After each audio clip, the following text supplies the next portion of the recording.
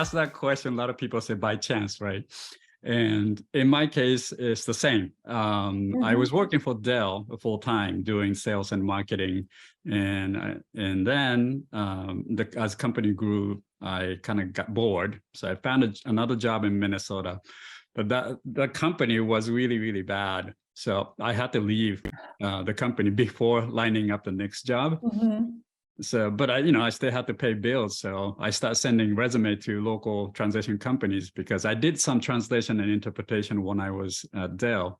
I got a project in English into Japanese project, but the company was looking for a full-time person to manage Asian languages. So they offered me a full-time job. I was looking for a full-time job, so I took it. But ever since, I thought it was going to be like a short-term job, but I just became loving this industry. That point, I had been working for LSP for several years, and I wanted to do something more than just working for a company at the like an industry level. How can we make this industry greater? And then also I wanted to meet with people in a different regions. So, and I heard GALA, so I said, hey, this could be a chance for me to meet people and start learning about what's happening outside. So that's that's why I went there, and then I met great people. And happened to be like I was probably the only Asian person who got the opportunity to get involved even more. I used to travel a lot. And one thing I hated about that was I didn't like to eat alone at a strange place. So I thought about, the GALA members are worldwide, people are everywhere. Why don't I call people and say, hey, I will be in, let's say, Amsterdam. You want to get together? I'll be in Tokyo. You want to get together? And people responded. And so we start having this little local networking event. And it was really fun because not every people can attend, like annual conference or other industry conferences. But in a small scale, like 10 people, sitting together, having lunch, dinner, exchanging, ideas, information. That was great. I took 2 terms. So the first one was 2005 and 6.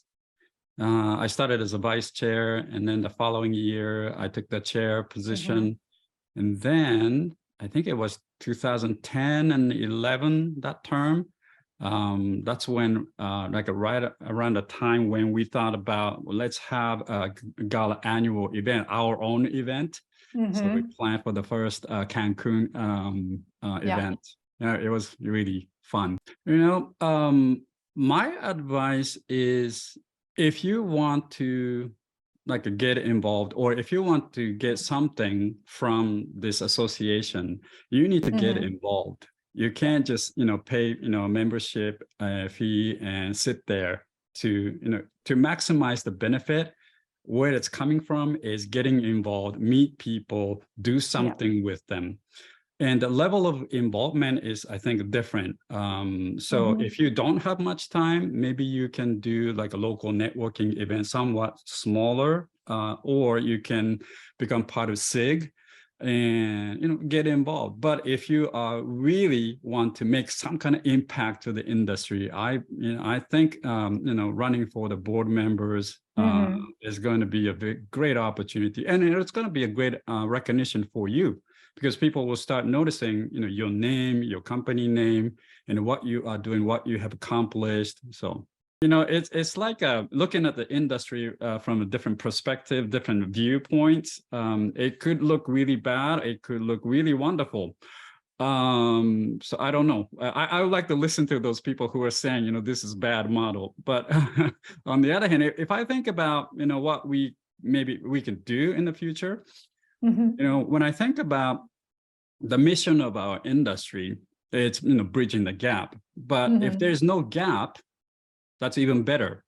Like as an individual consumer, if I don't have to have a language barrier to use the product I want or getting services that I want, that's wonderful. Yeah. So if I had a magic wand and how I want to make this industry going forward, I would like to create a world where nobody needs to have translation. Nobody has this language barrier to do whatever they want to do.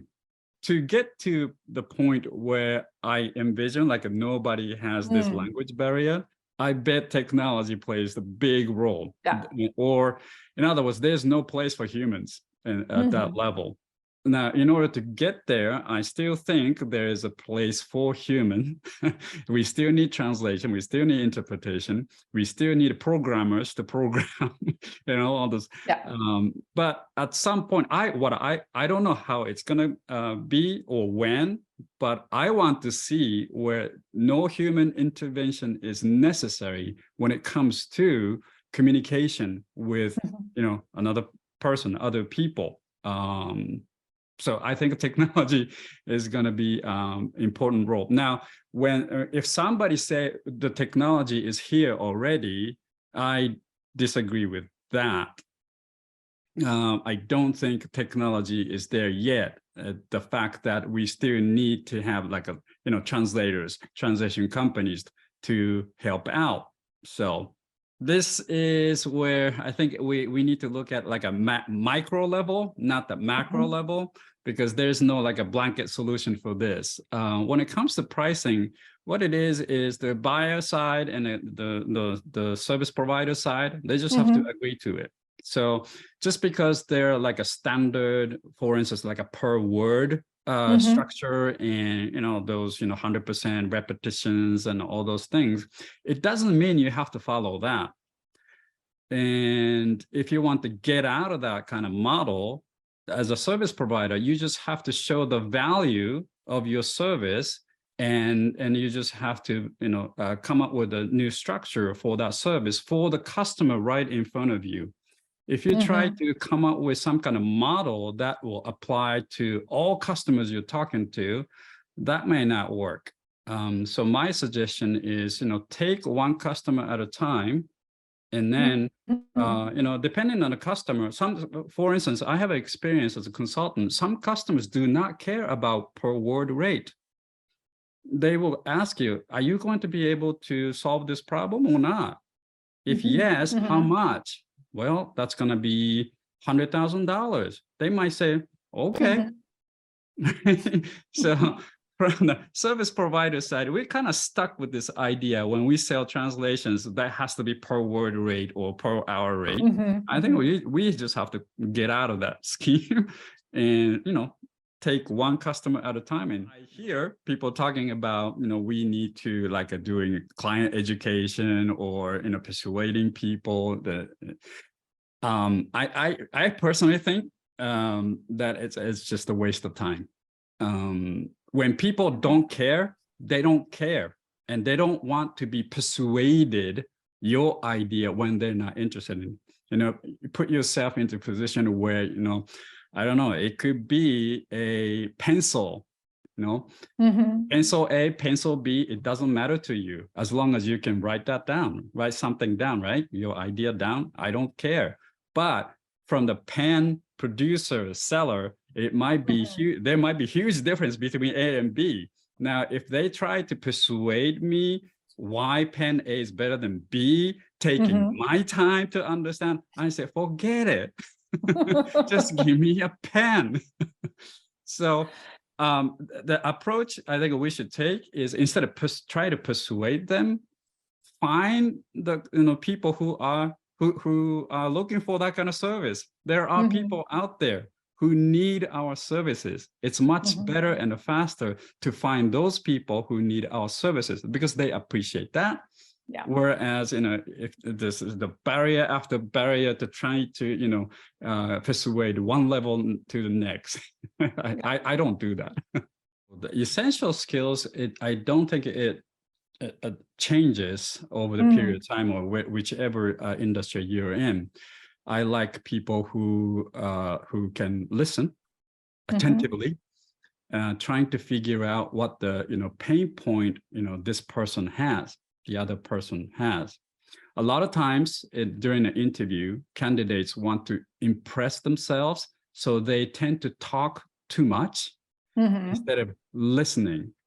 From the hiring manager's perspective, they have a problem or something, they need to solve. That's why they're looking for these candidates. Now, as a candidate, your job is to figure that out. What exactly this person is looking for? Why is this person hiring? Because without knowing that, you're kind of shooting the arrow with no target, and chances are low. But if you, ask good questions and listen and understand that person's, pain point, and then if you have respond to that, like a solution to that, your chances of getting hired is much better, right? So from a hiring manager's perspective, somebody who can listen, somebody who has good questions, very impressive. Now, new skills, I've been doing this career advice for students, and I often tell them, you need to have sales skills. And I don't know, and I encourage universities to teach more about soft skills that includes sales skills, because interview and getting job, that's a sales activity. You are selling yourself. Hiring manager is a customer. So it doesn't matter how much engineering skill you have, how much project management or linguistic skills you have. If they cannot see you, or if they don't know you even exist, then you're not going to get hired. Even if you're, even if you apply, if you can't, sell yourself, or let them think that I want to buy this person, then you won't get hired.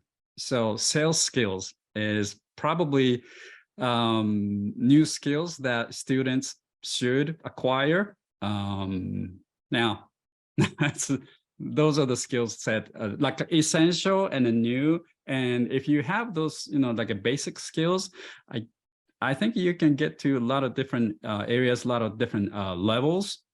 Because what you do is you understand the need, you provide a service, and and move on. And next challenge, you understand the challenge, you provide the solution, move on. Eventually you get promoted, or you get headhunted because of the skills that you are demonstrating. And when you look at the career, look at it as like a match. So you and the company, it's a match. So first thing you have to know is, talk to yourself and understand what exactly you want to achieve in your life. Because without knowing that, you cannot find the right matching company, right?